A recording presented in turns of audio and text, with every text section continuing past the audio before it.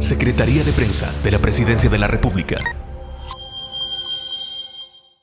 Buenos días, ingeniero. Muy feliz de estar aquí con usted nuevamente y con su audiencia. De verdad, gracias nuevamente por la oportunidad para exponer el trabajo que realiza la Cancillería, especialmente en materia de política exterior, relaciones económicas, cooperación, entre otros temas de interés. Hablábamos fuera de cámara y le ha tocado bastante tenso, intenso y ajetreado. Ajetreado. Los últimos días, ¿verdad? Esa es la palabra, ajetreado. Sí, ajetreado. Es lo más salvadoreño. Es lo más salvadoreño que puede haber, pero con mucha satisfacción. Realmente esos son relaciones internacionales, esas son relaciones exteriores, se tienen que cultivar. El Salvador tiene más de 140 relaciones con el mundo, todas importantes, si no, no las tuviéramos y hay que cultivarlas, hay que celebrar reuniones, hay que actualizar agenda y en eso hemos andado en estos últimos días. Muy bien, si tuviésemos que irnos atrás en el tiempo y ver cuál de todas estas es tal vez la de mayor relevancia y trascendencia, me diría que todas, pero sí una que fue importante porque siento que ha habido muchas negociaciones, además de otras reuniones fuera del evento principal, ha sido Naciones Unidas, ¿verdad? Definitivamente. Sí, todas muy importantes, pero quizás desde el mismo mundo, desde el mismo multilateralismo, la que reviste de mayor realce es la Semana de Alto Nivel de Naciones Unidas, que se celebra todos los años alrededor de la segunda o tercera semana de septiembre, y nosotros dijimos presente. La delegación la lideró el presidente Nayib Bukele, como ustedes lo vieron en cadena nacional, tuvo la oportunidad de dar su discurso ante Naciones Unidas y ante el resto de los países el primer día del debate. Nos sentimos sumamente orgullosos. Él habló sobre los avances también que El Salvador ha tenido, sobre todo en materia de seguridad, y cuáles son las perspectivas a futuro en crecimiento económico, pero usted lo ha dicho bien, es una semana de alto nivel, es una semana donde todos los países aprovechamos para tocar base, como lo decía anteriormente, en la relación con diferentes países, y ahí en el marco de la visita del presidente Bukele, la Cancillería también tuvo una labor importantísima. Tuvimos ahí bastantes reuniones con países importantes como Georgia, como Kosovo, como Japón. La Canciller estuvo también reunida con China, estuvo reunida con Estados Unidos, en fin, es una semana sumamente intensa y estuvimos ahí participando. Ok, tengo entendido de que hubo también bueno, además de conmemorar un aniversario más, creo que es el 33, con Hungría, se estableció un acuerdo de becas para una cantidad de becas anuales para que puedan salvadoreños ir a desarrollar estudios y sobre todo maestrías también. Correcto, ¿verdad? Correcto. Hicimos este intercambio de notas, esta suscripción del memorándum de entendimiento, se llama Programa Stipendium Hungaricum, que va del 2024 al 2027, un nombre bastante peculiar, pero básicamente se traduce en 10 becas anuales para El Salvador, para jóvenes que quieren profesionalizarse, sobre todo en las áreas de ciencia, de tecnología, de ingeniería, de matemáticas, que para nosotros es tan importante fortalecer estos programas STEM en El Salvador, y con ellos pues ya tenemos esta oportunidad también, así es que a través de la Cancillería y por supuesto en coordinación con ESCO, que es nuestra agencia de cooperación aquí en El Salvador, vamos a estar publicando cuando inicia el proceso también. Muy bien. ¿Ha habido relaciones bilaterales también? Sí, bastantes. ¿Y reuniones? Reuniones, sí. Nosotros nos reunimos, por ejemplo, con la República del Uruguay, con el vicecanciller. Él ya tuvo la oportunidad de estar en San Salvador hace 2 meses más o menos, que estuvimos celebrando la ronda de consultas políticas, que yo lo explico siempre, consultas políticas, el término es bien fuerte, como que uno llega a dar un examen, pero no es eso, sino que es la rendición, digamos, de cuentas y cuál va a ser la perspectiva futuro de la relación que El Salvador tiene con Uruguay, con Japón, con China, con el resto de los países. Y estos mecanismos se revisan cada 2 o 3 años, algunos son cada 5 años, dependiendo de la dinámica que tengamos con la relación. Así es que, bueno, con Uruguay celebramos recién y nos quedó pendiente en esa oportunidad, porque no habíamos finalizado negociaciones, una suscripción del convenio sobre transporte aéreo, que eso fue lo que hicimos ahorita en Nueva York.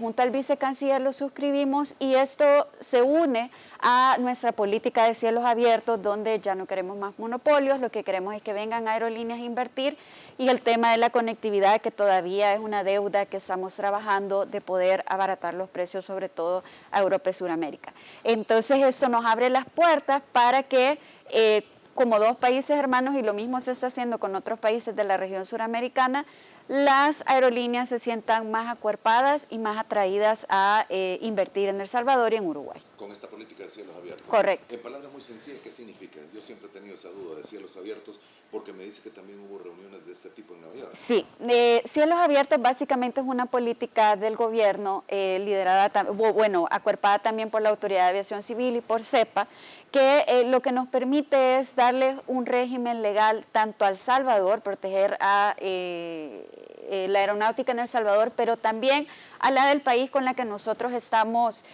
negociando para facilitación de los vuelos, ¿verdad? Para que nuevas rutas, exactamente. Porque si no tenemos estos convenios de cielos abiertos, se puede, es un libre mercado, pero hay más tramitología, es un poco más complicado. Entonces, esta política de cielos abiertos y la posterior firma de acuerdos de libre aviación nos permite también a nosotros atraer más empresas y mostrarnos como un país abierto también. Muy bien. Esta política de cielos abiertos no es únicamente con naciones, específicamente en este momento Uruguay, y con lo que se habló en Nueva York, sino que se busca abrirla al mundo entero. Se busca abrir al mundo entero. Nosotros como Cancillería, nuevamente acompañados por la Autoridad de Aviación Civil y por CEPA, hemos firmado ya varios de cielos abiertos. Con Canadá tenemos uno vigente, eso nos permite, por ejemplo, tener una ruta diferente a la que tenemos con Avianca, que por supuesto son importantes, pero también tenemos otra con Air Transat, que nos conecta con Montreal. Con República Dominicana ya estamos conectados vía Santo Domingo, que también eso es importante. Con Belice ya tenemos un vuelo importante de Tropiker. Con Brasil, que ese costó, de verdad lo celebramos tanto porque costó más de 10 años, pero por fin ya está en sus fases finales, y así con muchos otros países, lo que nos permite de nuevo que las aerolíneas originarias de esos países vean en El Salvador un atractivo para conectividad. ¿Se puede pensar en algún momento que vamos a tener vuelos directos a Brasil, así como se ha tenido a República Dominicana? Nosotros estamos trabajando en ello, en conjunto las diferentes instituciones, tener una mejor conectividad porque eso abarata los precios. Hoy por hoy solo tenemos conectividad de esa región con Colombia directamente y también con Lima, pero siempre hay que hacer una escala para ir a Argentina, para ir a Brasil, para ir a Uruguay, y eso pues hace que el costo sea más caro. Esto es lo que permite cielos abiertos. Exactamente. Exactamente. Ok, de por medio están los actores que son las aerolíneas. Exactamente, pero facilita precisamente con las naciones este esquema legal para que el comercio sea más factible, el comercio aéreo. Ha costado 10 años. Con Brasil ha costado mucho, por un montón de situaciones. La verdad no quiero aquí echar culpas a nadie, pero por fin durante la administración del presidente Bukele se logró destrabar este tema, tanto en un país como en otro, y ya estamos en la fase final. Solamente falta ya unas aprobaciones. De hecho, en Brasil, El Salvador ya terminó su proceso, así es que esperamos que sea pronto. Okay. Ha habido, le ha tocado bastante complicado. Veía la agenda, consultas bilaterales también con el viceministro de Asuntos Exteriores de Georgia. Sí, ahí lo que firmamos fue el memorándum para el establecimiento, ¿verdad? Que eso es otra cosa. Antes de realizar esta reunión bilateral, se necesita un memorándum de entendimiento que lo avale. Entonces, con él tenemos ese memorándum, lo que tenemos que hacer es ya propiamente celebrarlo. Los hemos invitado a que vengan aquí a San Salvador también, porque no solo es nosotros viajar, nosotros vamos y la celebramos, pero hoy nada menos tenemos una reunión con Letonia, tenemos esta tarde, ¿verdad? Que viene mi homólogo, el vicecanciller está aquí en El Salvador, así que hoy voy a tener la oportunidad de tener esa ronda de consultas políticas, revisar toda esa agenda y bueno, él va a tener la oportunidad también de conocer un poco más de El Salvador. Con Georgia, ¿por qué nos interesa? Aparte de que son economías, digamos, un poco más similares, porque son países más pequeños a nivel europeo, ellos tienen una política económica sumamente importante de atracción de inversiones. Eso les ha permitido crecer económicamente mucho, y estamos también ya negociando algunos convenios de cooperación en ese sentido. Ok. ¿Tiene que ver primero estas reuniones bilaterales para establecer el marco de...? Sí, es correcto, es correcto. Tenemos que tener primero el marco de consultas políticas, que es el documento que avala la posterior celebración. Y eso, bueno, ya quizás adelantándome un poco ya en la entrevista, pero para dar un ejemplo. Hay países con el que tenemos un esquema sumamente ordenado de consultas políticas que ya llevamos años de estarlas teniendo cada 2 años, cada 3 años. Un ejemplo muy concreto y muy fructífero, por ejemplo, es Colombia. Con ellos tenemos un esquema de cooperación y un esquema de consultas políticas bien ordenado.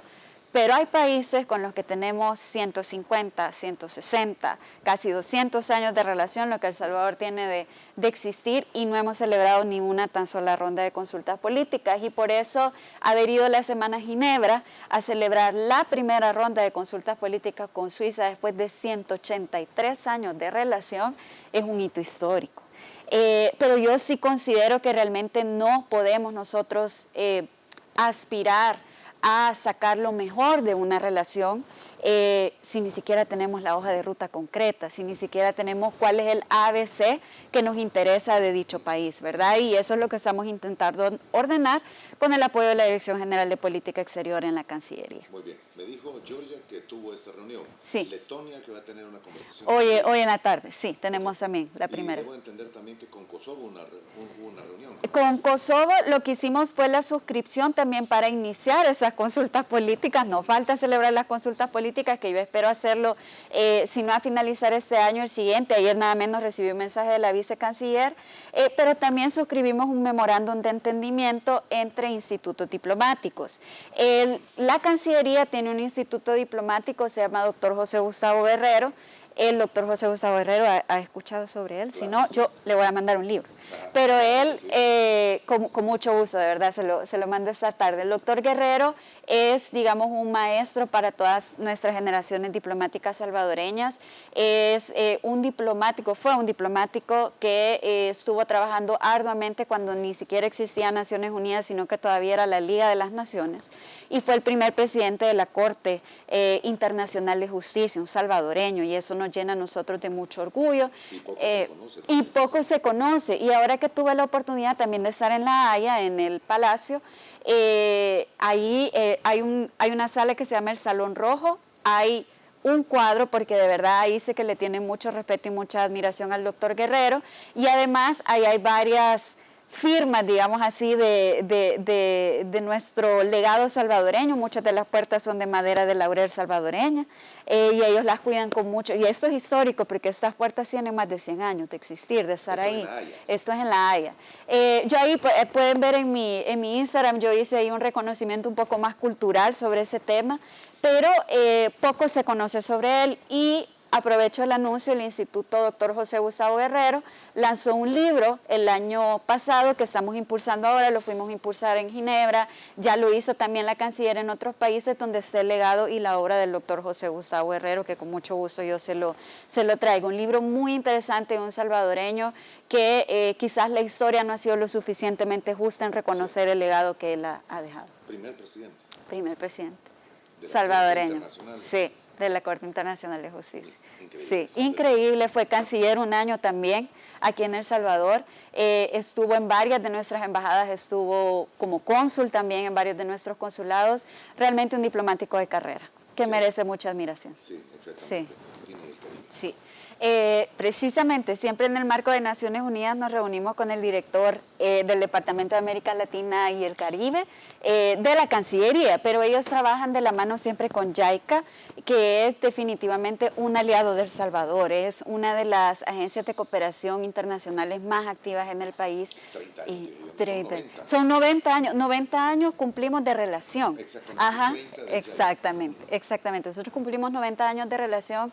Ya el otro año queremos hacer un evento bonito, conmemorar lo más que se pueda, porque definitivamente la relación con Japón es una de las relaciones más fructíferas. Pero poniendo ejemplo siempre de consultas políticas, 90 años de relación, ninguna reunión de consultas políticas. Las vamos a sostener ahora a finales de octubre. Vamos a tener la primera ronda de consultas políticas para nuevamente ordenar esta agenda. con JICA precisamente nosotros tenemos temas sumamente importantes en un montón de áreas de cooperación, pero las que El Salvador está tratando de impulsar más es siempre en el marco del impulso económico, de nuestra estrategia económica y específicamente en el Plan Maestro Regional de Movilidad y Logística que fue firmado a nivel del Sistema de Integración Centroamericana, a nivel de los ministros de Obras Públicas, dependiendo de cómo lo maneje cada país. Nuestra punta de lanza es el Ministerio de Obras Públicas. JICA está ya contribuyendo en este Plan Maestro de Logística y nosotros tenemos interés de impulsar proyectos importantes. Uno es la ampliación de la carretera CA1, tramo Puerto de la Unión y paso fronterizo del Amatillo, que también es muy importante para dinamizar el Golfo de Fonseca. Ya hubo un anuncio del presidente de que hay una empresa turca que va a estar operando tanto el Puerto de la Unión como el Puerto de Acajutla, pero eso requiere también todo un esquema de conectividad, así es que se le está presentando ese proyecto a JICA con quien ya estamos trabajando. Y el otro es la ampliación de la carretera CA1E, tramo desvío San Vicente, Puente Cuscatlán, desvío El Triunfo, desvío Moncagua, departamento de San Vicente, Usulután y San Miguel. Que igual, JICA está sumamente interesado y es algo a lo que vamos a ir a darle seguimiento a Tokio. Esto es la carretera litoral después de la ampliación que se hizo con Fomilenio. Exactamente. Que se vuelve después se achica. Y se va así exactamente. Hasta el oriente. Hacia el oriente, ahí termina quizás donde se vuelve a ampliar un poco ya en el bypass, pero es un cuello de botella importante. Entonces, se ha avanzado mucho, pero todavía tenemos que terminar con esa ampliación, así es que estamos trabajando con JICA. Con JICA también tenemos un proyecto que queremos impulsar muy bonito sobre carpintería japonesa. Yo no sé si usted sabía, yo aprendí hace poco, gracias a la cooperación con JICA, que ellos tienen un esquema milenario de carpintería donde no utilizan ni clavos ni tornillos, sino que todo es ensamblado. Y todos esos palacios japoneses que uno ve, no hay clavos, todo es ensamblado y dura milenios. Entonces, estamos trabajando en ello también precisamente para nuestro tema de infraestructura, entre otras áreas que son sumamente importantes. Ambos proyectos, tanto el de la carretera del Puerto de la Unión al Amatillo como el otro que mencionamos, son proyectos millonarios. Son proyectos millonarios, sí, son inversiones. inversiones. Algo había mencionado en una ocasión que estuvo aquí el ministro de Obras Públicas, sí. que se iba a intentar buscar las personas JICA y el gobierno japonés. Sí, estamos trabajando en ello, en procesos, ¿verdad? Son procesos que toman su tiempo, ellos tienen también su proceso interno que nosotros obviamente respetamos, pero hemos tratado de otorgar toda la información posible y estamos tocando la puerta de ellos y de otros socios también, ¿verdad? Para poder trabajarlo a la brevedad. Sácame una duda. Si las relaciones con Japón tienen 90 años del establecimiento de relaciones diplomáticas, es así, ¿verdad? Sí, es así. ¿Se está llamando a un mecanismo de consulta pública para una consulta política? No, lo que estamos haciendo es, en el mismo día, lo que vamos a hacer es que vamos a firmar el memorándum de entendimiento para realizar la primera ronda de consultas políticas. Pero lo que es curioso es que en 90 años nunca se tuvo una reunión de consultas políticas.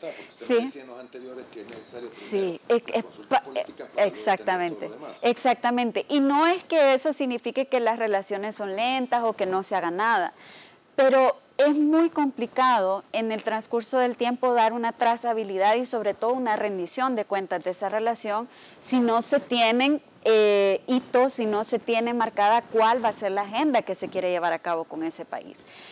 Y esto es lo que estamos haciendo ahora con Japón. Y otra cosa muy importante, creo que reviste de mucha credibilidad. Estos países no firman memorándums de consultas políticas con todas las relaciones que tienen.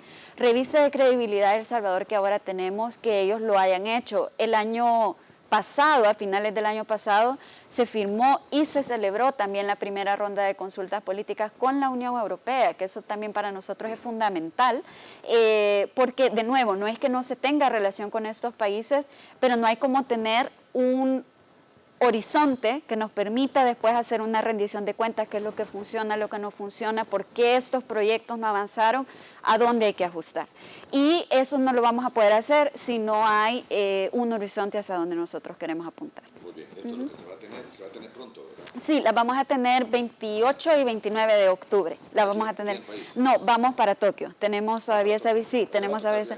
tenemos esa visita todavía pendiente, que yo creo que es ya la última del año, no vislumbro nada más, pero por eso no digo nada, porque Dios tiene la última palabra y el presidente, por supuesto, pero en mi plan de trabajo ahí terminamos la agenda internacional de este año. Esto es con Japón. Sí. Ahora, usted es diplomática de carrera, ¿verdad? Sí. Exactamente. Es que eso quería llegar también porque, y es de la escuela, precisamente del país.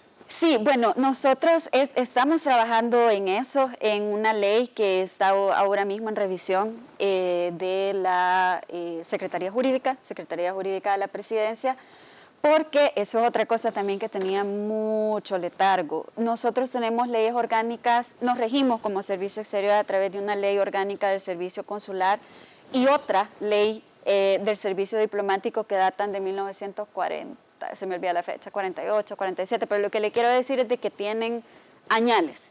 Y ya usan términos que tal vez en ese momento de la diplomacia eran los propios. De hecho, el doctor Guerrero fue parte de estos textos, pero que hoy ya no van con la realidad actual de una diplomacia más dinámica, más activa, más electrónica, que eso también es importante poderlo regularizar. Entonces, como Cancillería estamos proponiendo una sola ley, porque también es importante para nosotros, o para nosotras como titulares, para la Canciller, para la Viceministra Portal y para mí, que un diplomático sea capaz de responder en una embajada, en un consulado y en San Salvador. Porque a veces van perfilando su carrera muy a la diplomacia, muy a la parte consular, muy a trabajar en la sede, aquí en San Salvador, pero ya cuando toca hacer un cambio por necesidad del servicio, empieza todo el mundo a sentirse un poco como nervioso, y eso no debería ser. Entonces, lo que nosotras estamos intentando es que realmente haya una carrera ordenada, donde ojalá empiecen con el servicio hacia los salvadoreños en el exterior, hacia nuestra diáspora, para después empezar a trabajar en la parte diplomática. Muy bien, esto está en desarrollo. Estamos en desarrollo, es, digamos, un sueño, hemos tenido mucho apoyo de Casa Presidencial, nos han pedido un par de ajustes, los enviamos la semana pasada y yo espero estar pronto, o seguramente la Canciller, dando ese anuncio importante. Muy bien, cambiando de tema, recuerdo las primeras pláticas que tuvimos cuando usted llegó al cargo y era el establecimiento de relaciones diplomáticas con nuevas naciones que tal vez habían quedado, y el fortalecimiento o recuperar algunas como que estaban dormidas o en pausa. Países Bajos es uno de ellos que siempre ha estado vigente. Países Bajos ha estado vigente, es uno de los países con los que hemos trabajado, pero eso es otra cosa que nos ha pasado. No quiero decir que es un error, cada gobierno tiene su enfoque, pero tanto en Países Bajos como en Ginebra, que son los dos países que visité la semana pasada, se han enfocado nuestras embajadas más que nada al trabajo multilateral, es decir, al trabajo de ellos como misión permanente ante el organismo X o el organismo Y, que es importante, yo no digo que no, pero por mucho tiempo creo que se descuidó un poco el trabajo bilateral, la relación con Países Bajos y la relación con Suiza, que nos ofrece ambas relaciones también un esquema sumamente importante para poder avanzar. Países Bajos, por ejemplo, es un país que dentro de su región ha avanzado mucho en materia de democracia, de seguridad y de desarrollo económico, y con quien nosotros vemos, por ejemplo, temas de tecnología, energías renovables, fortalecimiento de la paz, el diálogo. Eso es algo que se conversó también en la ronda de consultas políticas con la vicecanciller, y ya también hemos establecido una hoja de ruta que nos va a permitir avanzar en estos temas durante los próximos 3 años. Con ellos acordamos que iba a ser un ciclo de 3 años. Y ahí aproveché de una vez también de visitar, como le comentaba, la Corte Internacional de Justicia. Me reuní ahí con el secretario de la Corte. Él también, bueno, hizo un homenaje al doctor Guerrero, a todo su legado, y nosotros pues siempre comprometidos con nuestros esfuerzos de paz y cooperación global. También hablé en la Organización para la Prohibición de Armas Químicas, y esto lo voy a aclarar, porque hay gente que dice, ¿y ahí qué andamos haciendo? ¿Cuántas armas químicas tiene El Salvador? ¿Qué onda? ¿Qué inventan? Ajá. Antes de que empiecen a sacar las fake news, voy a aclarar. Quizás el nombre de la organización está un poco, no voy a decir desactualizado, pero le falta un apellido, y es de elementos químicos. Y elementos químicos no solo se utilizan para las armas químicas, sino también para nuestra industria química, como la farmacéutica, por ejemplo. Por eso es que El Salvador es parte y es parte activa. Y lo que busca precisamente es que todos estos elementos químicos se utilicen de manera pacífica. Y El Salvador tiene un compromiso latente con ese uso pacífico de los elementos químicos.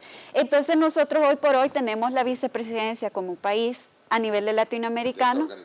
Del Grupo Latinoamericano, exactamente, el Grupo Latinoamericano de esa organización, y ahí estamos tratando de impulsar la voz latinoamericana. Hemos tenido hechos importantes como, por ejemplo, incluir el español como idioma oficial de esta organización, no estaba, y ir avanzando en otros temas que para nosotros son de interés, y esto se une también al trabajo que tenemos, o el compromiso de uso pacífico que ya mostramos hace algunos meses ante el OIEA, que es el Organismo Internacional de Energía Atómica, para el uso de energía nuclear con fines pacíficos. Ese es nuestro compromiso. Okay. Es que el nombre, el título de esta organización, sí, tanto deja pensando. Deja pensando. Para la prohibición claro, de armas químicas. Claro, deja pensando, pero también es importante, aparte de lo que El Salvador se beneficia, lo que El Salvador trabaja, esta organización también está muy pendiente de conflictos internacionales actuales, ¿verdad? Y de que no haya un mal uso de estas armas químicas por parte de otras potencias. Y El Salvador obviamente tiene que tener ahí una voz activa al respecto, como el resto de los países que son parte que son la gran mayoría de los del sistema de Naciones Unidas. Muy bien, me imagino que en este viaje por Europa también tuvo la oportunidad de conversar en la Corte Permanente de Arbitraje en La Haya y todo. También, que para nosotros es importantísimo. Ese es tema válido siempre, ¿verdad? Sí, claro. Tanto la Corte Penal de Justicia como la de Arbitraje, tenemos que tener una buena relación y estar sumamente activos. Nosotros tenemos 4 árbitros salvadoreños actualizados durante esta administración que están a disposición de apoyar en cualquier caso internacional sea requerido. Y de igual manera nosotros no sabemos más adelante, nos toca, porque arbitraje no solo es a nivel de gobiernos o a nivel de temas nacionales, sino con alguna empresa. Entonces nosotros podemos ser llamados y es importante que estemos actualizados y mantengamos esa buena relación. ¿Cómo se maneja todo esto con el derecho internacional también? Porque hay otra área de este tipo.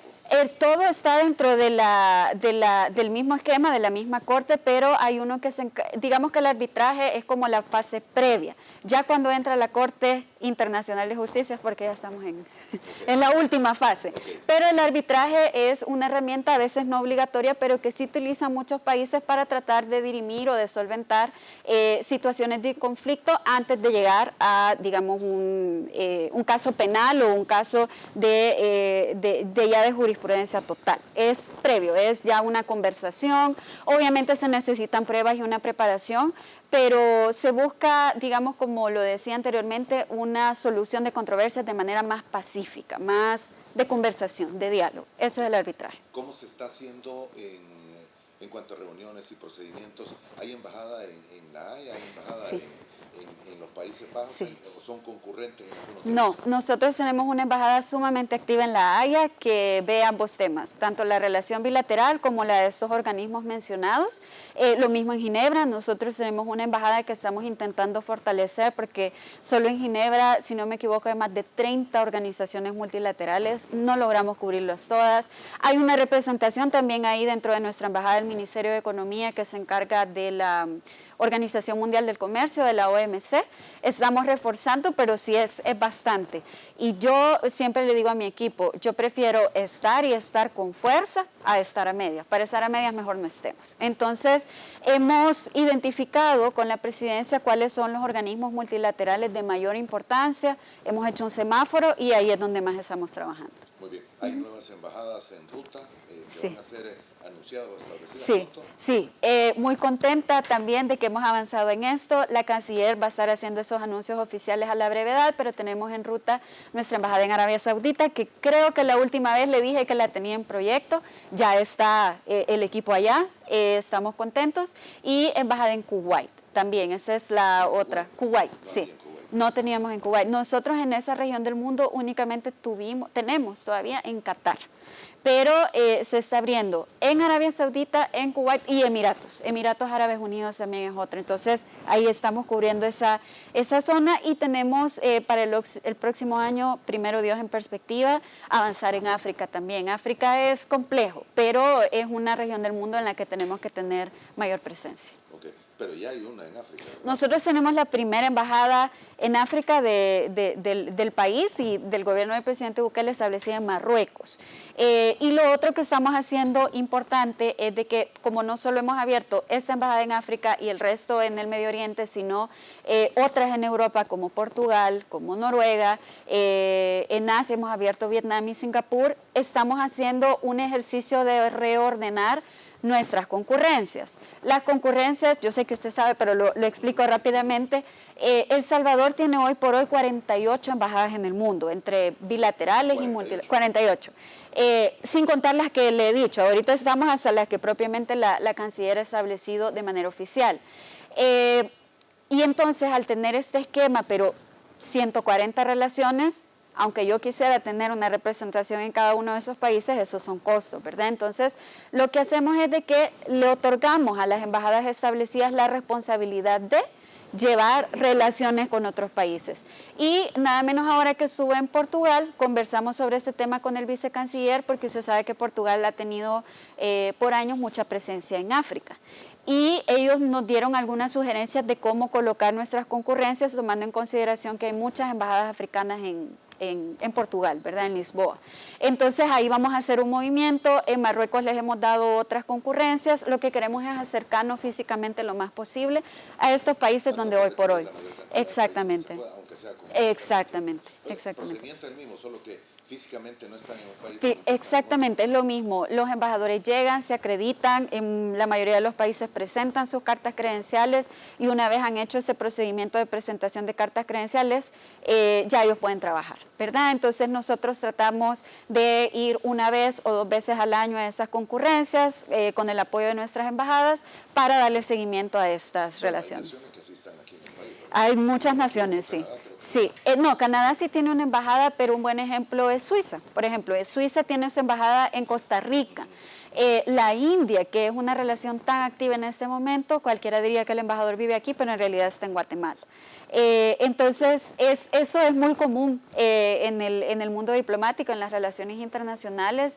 Yo creo que todos queremos estar en todos lugares, pero hay un presupuesto también que respetar y los países van priorizando. Muy bien, me menciona usted, El Salvador tiene relaciones diplomáticas con 140. Más de 140, Más de sí, 140. sí. ¿Y embajadas como tales? 48, sí, Okay. 48. Por país debe ser una nada más, ¿verdad? Por país debe ser una.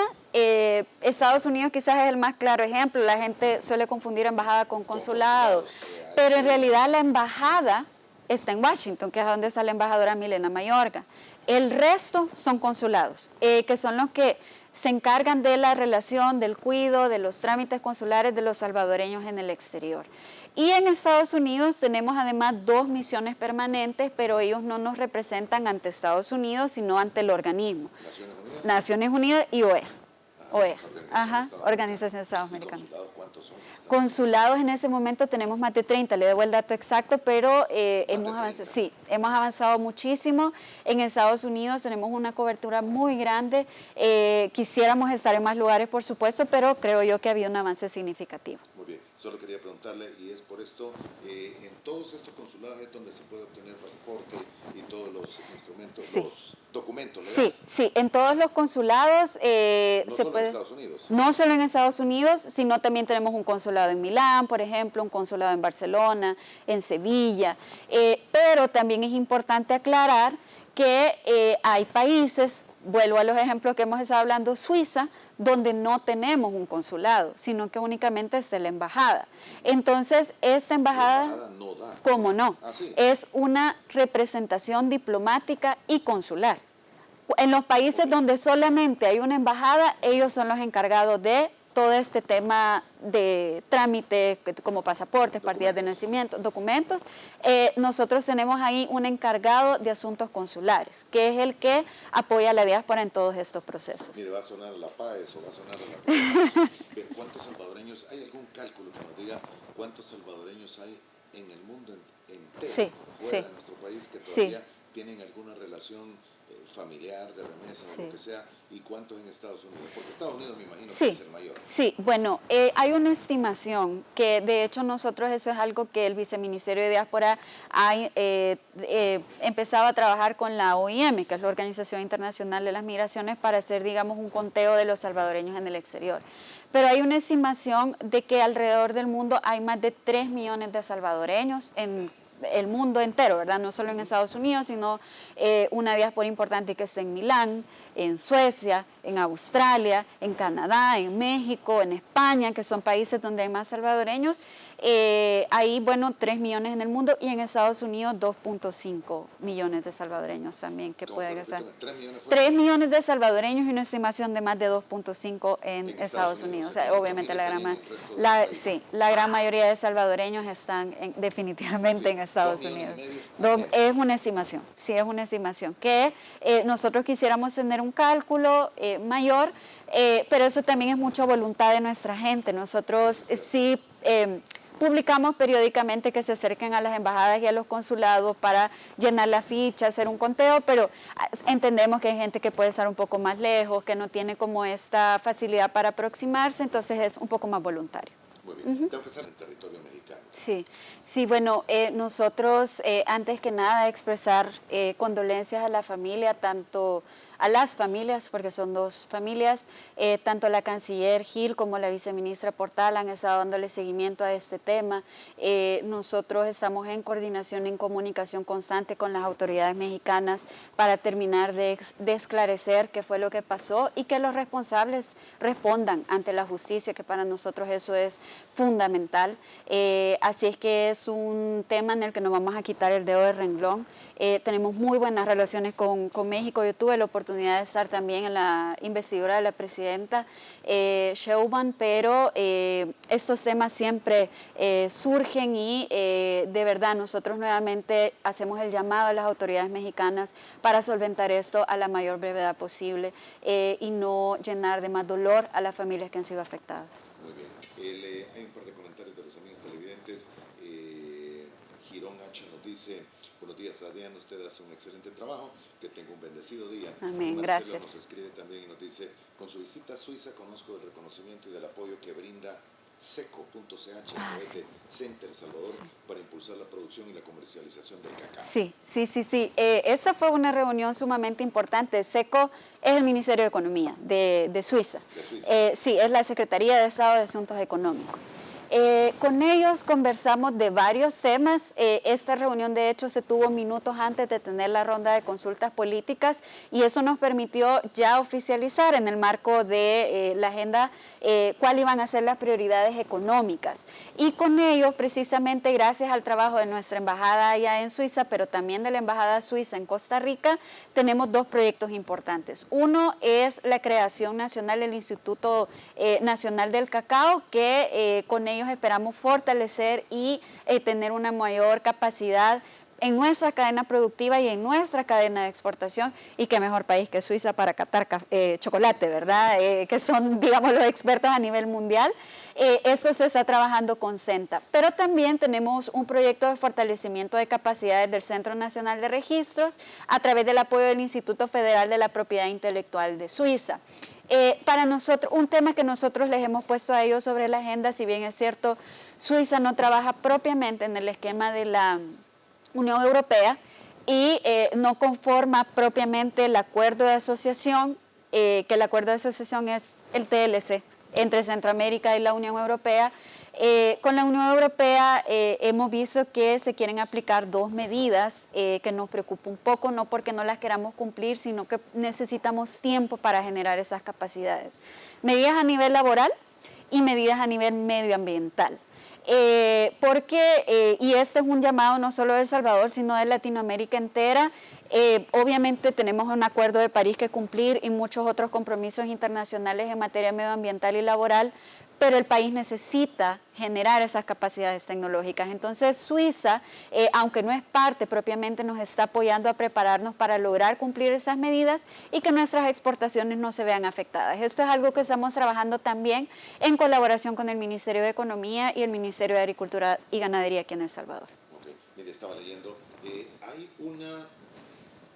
una única zona franca agroforestal del país, Sí. y es manejado por una empresa de producción que se llama Doomen Orange, exacto, Sí. exactamente. Doomen Orange hizo una inversión hace algunos años, está en Santa Ana, es una única zona franca de este tipo, que por eso les decía, para nosotros es importante acercarnos a eso. Sí, es algo que quizás no ha tenido el realce suficiente, se lo queremos dar ahora porque ellos no solo celebran haber abierto esa inversión en El Salvador, sobre todo ahora que la pueden mantener de manera más fácil, nos decía el director encargado de El Salvador, porque ya no tienen que preocuparse por extorsiones, ya no tienen que preocuparse por la seguridad de sus empleados, y ellos están en perspectiva de estudiar una posible expansión. Hoy por hoy es una empresa que genera 600 puestos directos más 300 indirectos. 600 Sí, directos. Es una empresa grande que está en Santa Ana, nada pequeña. La empresa está tan comprometida con nosotros que el director casi que se hizo, él es holandés, pero casi que se hizo guatemalteco, se casó con una guatemalteca, se mueve de Guatemala hacia El Salvador también, y ellos pues también dan fe de la importancia que tiene el Tratado de Libre Comercio con los Estados Unidos. Ellos terminan su producto aquí en El Salvador y lo exportan a Estados Unidos y otros mercados. Entonces nos sentimos muy contentos. Esto es algo que conversé también con el presidente de Inves, con Rodrigo Ayala, y vamos a estar haciendo una visita a la planta aquí en San Salvador en los próximos días. Perdón, en Santa Ana. ¿Hay proyecciones de expansión? Ellos nos dicen que sí, pero necesitamos trabajar en conjunto, ¿verdad? Ver varias cuestiones que como gobierno pudiésemos facilitar, que ellos también como empresa tienen dudas y estamos trabajando para ello. ¿Qué producen? Ellos lo que producen es una empresa de flores, pero acá lo que producen es el tallo, digamos, para poderlo sembrar y que produzca la flor, y ya el tallo lo exportan hacia los Estados Unidos. Ese es el fuerte más grande. Ajá, Okay. ajá. Son de esas cosas que uno no termina de Sí, entender. sí, pero aquí en El Salvador tenemos esa capacidad que, como se dice, uno no la conoce. Pero póngase a pensar en la capacidad que se ha generado en por lo menos esas 600 personas para esa industria, ¿verdad? Que es una industria no tan regular, en el sentido de que no tiene el esquema de la mayoría de agroindustria en El Salvador, pero que genera una capacidad económica para esta comunidad. Muy bien. Estaba viendo un poco la balanza de exportaciones e importaciones que se tiene con Portugal. Parece estar en crecimiento. Está en crecimiento. Ellos sí son parte del acuerdo de asociación del TLC que tenemos con la Unión Europea, y creo yo, y se lo dije al vicecanciller, creo que haber abierto esta embajada es una de las mejores decisiones de política exterior tomadas por el presidente Bukele. Es una de las relaciones más fructíferas, es una de las relaciones en las que desde que se abrió esa embajada, que fue hace poco menos de 2 años, ya estamos recibiendo bastante cooperación, ya estamos trabajando en proyectos importantes en economía azul, que también para nosotros es fundamental trabajar este tema marino, y la balanza comercial también es importante. Ellos producen pero también compran mucho producto de la región, así es que estamos intentando impulsar. Yo tuve la oportunidad ahí de generar con el equipo un foro de promoción económica, tanto de inversiones como de comercio, en el esquema de diplomacia económica que estamos trabajando para presentar el nuevo El Salvador. Y hay algo que yo quiero realmente resaltar, porque esto, digamos, es parte de nuestra labor que hacemos con cariño, con orgullo. Posicionamos que El Salvador es un hub tecnológico, que está Google acá, etcétera. Pero hubo alguien del público que se levantó y dijo, yo doy fe. Fui hace 2 semanas a El Salvador, yo había ido en 2014, es un país totalmente diferente y los invito a que nos acompañen. Así es que eso también, que hayan terceros creíbles, ¿verdad? Que nos impulsen también como país y que den fe que El Salvador está realmente abierto a las inversiones y creciendo a nivel económico. Eso nos llena de mucha alegría. Muy bien. Estaba leyendo y en todo esto recuerdo algo que mencionaba, una creación del Instituto Nacional del Cacao. Sí. ¿Está buscando eso? Sí, eso es lo que estamos haciendo.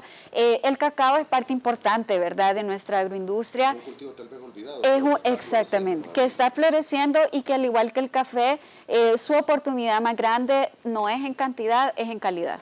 Y al igual que el café en El Salvador, producimos cacao de calidad. Pero esa calidad hay que posicionarla en los mercados que realmente paguen por esa calidad. Y por eso esta colaboración con Suiza es importante, porque ¿qué más que Suiza? Ajá, qué mejor que Suiza. Entonces, con ellos estamos viendo ya temas de capacidad de origen, rainforest y todo todo, digamos, el esquema que tenemos que cumplir para llegar a los mercados internacionales. Bien, esta creación del instituto es posible, es válida. Sí, nosotros lo estamos ya trabajando con ellos.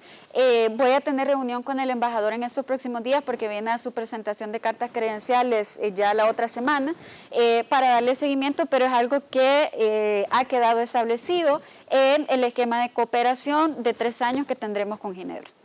Sí, de los dátiles. Son 100 toneladas. 100 toneladas, sí. Donativo. Del rey. Sí. Yo creo que todo lo que hemos hablado en los segmentos anteriores, a veces es un poco, tal vez no se valora el trabajo de las reuniones, de la suscripción de los memorándums, de los acuerdos, sino aterriza en acciones concretas, ¿verdad? Cómo a la gente le beneficia. Y por eso es importante también dar una rendición sobre el tema de cooperación. Y con Arabia Saudita, que como lo comentaba anteriormente, es una de nuestras embajadas más recientes, ha sido un nivel de colaboración, de cooperación, de relación económica sumamente fructífera. Y de ello, dice, estas 48 cirugías cardiovasculares que se realizaron en 48, sí, cirugías cardiovasculares que se realizaron en una jornada que fue del 25 de septiembre al 4 de octubre, o sea, en realidad un tiempo récord, en coordinación con el Ministerio de Salud, y además se atendieron otros 45 pacientes con este tipo de enfermedades. Esto es bajo el esquema del Centro del Rey Salmán. El Centro del Rey Salmán es la agencia de cooperación de Arabia Saudita, así se llama, Centro del Rey Salmán. Y ellos también dieron un donativo el 20 de agosto de 100 toneladas de dátiles que iban dirigidos, o que se dirigieron, mejor dicho, al Ministerio de Educación para contribuir al programa alimenticio escolar. El dátil realmente tal vez no es un fruto que acá conocemos mucho, pero tiene mucha energía, mucha proteína, exactamente, mucha proteína. Por eso es que se consume en esos países, porque ellos tienen, digamos, menos capacidad agrícola, menos agua en el año, no tienen mucha lluvia. Entonces consume mucho el dátil que se produce con condiciones bastante extremas y que tiene un nivel de proteína importante. Así es que, bueno, recibimos esa colaboración y también la Dirección de Energía, el director de Energía, Daniel Álvarez, se reunió también con una delegación importante de Arabia Saudita para darle seguimiento al fondeo que ya anunció la canciller en junio de este año de los 80 millones para la planta de potabilización del lago del río de Acelguate, el río de Acelguate. Okay. En todo esto también he visto que ha habido un acuerdo de cooperación educativo muy importante con China. Sí. Esto es incluso acuerdo mutuo para el reconocimiento y validez de títulos, diplomas, certificados y grados de educación superior. Sí, correcto. Nosotros tenemos con China un esquema de colaboración importante en becas, ¿verdad? Hay muchos salvadoreños que se están yendo a estudiar allá, pero teníamos pendiente este tema que es la convalidación de los títulos, el reconocimiento de los títulos entre un país y el otro. Entonces ya se firmó, lo estuvo firmando el ministro de Educación el mes pasado, y esto nos permite que nuestros jóvenes no tengan que tener tanta tramitología y burocracia de homologación de título en Beijing o en la ciudad en China donde ellos empiezan a retomar sus estudios, sino que se hace ya de manera más automática un reconocimiento de estos títulos otorgados aquí en El Salvador. Bien, y ya que usted lo mencionaba también de becas de las personas que están allá, es una cantidad de becas bastante significativa que siempre hay disponible por esos acuerdos que tienen con distintas naciones. Es correcto. Nosotros tenemos un cúmulo de becas importantes hoy por hoy. o mejor dicho, de julio a octubre del 2024, tenemos ofertadas un total de 407 becas. De julio a octubre. De julio a octubre del 2024, son bastantes, no pierdan la oportunidad, a veces se pierden, a veces se pierden esas becas, no pierdan la oportunidad. Es importante visitar también la página de la ESCO, de la Agencia de Cooperación de El Salvador, para ver cuáles son las que están vigentes. Pero esto de nuevo no es por generación espontánea, sino que habla de las excelentes relaciones que tenemos con diferentes países, y en este caso tenemos con México, con Chile, con Japón, con Corea, con Arabia Saudita, con España, con Egipto. Bueno, es una lista de más de 20 socios y también organismos multilaterales como la UNESCO, el OIEA, que ya son para preparación más específica, normalmente para doctorados en áreas que en El Salvador todavía no estamos desarrollando. Porque esa perdón puede optar, naturalmente. Sí, bueno, hay una serie de requisitos, pero sí es para salvadoreños. O sea, son becas que si nosotros las publicamos es porque son aptas para que salvadoreños puedan estudiar. Y son becas que me imagino que están vigentes, la oferta, sí, en el momento. En el momento, sí, eso también es exacto, es importante que no se pierdan, porque cuando nosotros volvemos a hacer esa negociación con los países, obviamente no solo les pedimos la que otorgaron, sino el doble o el triple, pero ellos pueden tener una buena excusa de hacer un recorte de ofertas si se pierden, si se desaprovechan. ¿Hay algún evento en los próximos días aquí en el país? Sí, ¿verdad? Sí, hay varios. Leía en alguna parte sí, un evento que va a haber de una reunión de alto nivel entre funcionarios de Cancillería. Sí, nosotros, bueno, hoy en la tarde tenemos esta reunión de las consultas políticas con Letonia, esa es sumamente importante. Nosotros también tenemos un evento en perspectiva que está llevando a cabo, mejor dicho, la vicepresidencia de la República, que es sobre modelos de democracia. Se han invitado a muchos países y Cancillería está coordinando eso.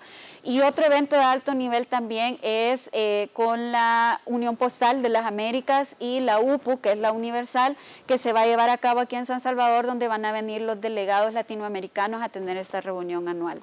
Eso es antes de finalizar el año. Nosotros igual tenemos trabajo del día a día, ¿verdad? Contentos de que ayer estuvo, por ejemplo, Fernando Velasco, el presidente del RNPN, en Nahuaterique, siempre con la carnetización, que esto lo hablamos de libre tránsito en los sectores delimitados con Honduras. Nahuaterique es el ex Bolsón o la zona delimitada más grande. Yo espero estar guiando también en las próximas semanas allá finalizar esa jornada, y con eso solo nos faltaría un sector más para poder carnetizar a los 18,000 salvadoreños que están afectados. Sí, uno más. Ya nosotros llevamos todo el año en esto. Hemos ido uno por uno, todavía nos falta uno, pero esperamos antes de finalizar el año otorgar esos 18,000 carnets. ¿Es un documento para que los salvadoreños que quedaron en tierras hondureñas después de la sentencia, no bolsones, puedan ingresar de manera ágil? Sí. Lo que pasa es que muchas de estas zonas están realmente delimitadas por puntos ciegos, mal llamados puntos ciegos, porque no hay, digamos, una presencia propia ni de migración ni de las aduanas, y así ha sido por muchos años, con el objetivo de que ellos tengan un paso ágil, tanto de ellos como personas, para poder estudiar en El Salvador, para poder trabajar en El Salvador, porque aquí está su forma de vida, y poder comercializar sus productos. Pero obviamente nosotros no podemos descuidar nuestras fronteras ante narcotráfico u otro tipo de ilícitos. Y lo que se acordó con el Ministerio de la Defensa y los otros cuerpos de seguridad es que se identificarían. Entonces, la Cancillería realizó un conteo, son cerca de 18,000 salvadoreños, y a todos desde 0 años hasta el mayor se les está otorgando un carnet para que ellos día a día puedan movilizarse de manera ágil. De curiosidad, ellos tienen ya entonces ahorita documentos hondureños. Hay unos que sí, hay otros que no. Ellos, según la sentencia, tienen derecho a la doble nacionalidad. Ellos tienen derecho a la ciudadanía salvadoreña y a la ciudadanía hondureña. Pero eso ha sido una deuda histórica. Hay muchos de ellos que no tenían ni siquiera una de las dos nacionalidades, no habían logrado regularizar sus documentos, se habían quedado tal vez con la cédula. Que eso es otra labor importante que realiza el Ministerio de Relaciones Exteriores, regularizar a esta gente, darle su ciudadanía, para que puedan ellos tener un documento único de identidad, que el carnet no es el DUI, es importante aclarar, ellos necesitan tener un DUI, entonces estamos trabajando en esas jornadas de nacionalización también. ¿Cuántos pobladores son estos? 18,000.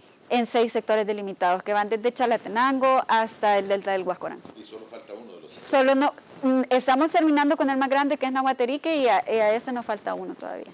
Muy Sí, bien. sí. La viceministra se tiene que retirar un poco antes, tiene un evento muy importante y no queremos ser parte de que llegue tarde a esta Muchas gracias. reunión y conexión que tiene. Vamos a terminar aquí la plática y quiero agradecerle que nos haya acompañado esta mañana.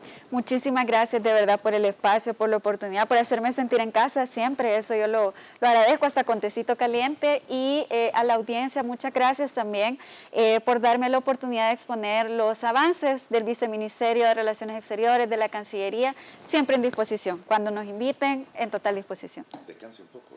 Trataré. Gracias. Licenciada. Secretaría de Prensa de la Presidencia de la República.